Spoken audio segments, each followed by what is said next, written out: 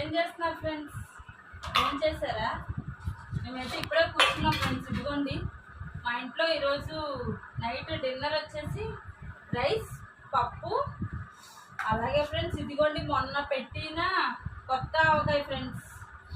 అసలు వాసనకి టెంప్ట్ అయిపోతున్నాం ఫ్రెండ్స్. ఇప్పుడైతే దాన్ని అయితే టేస్ట్ చూస్తాను అనమాట ఫస్ట్ టైం.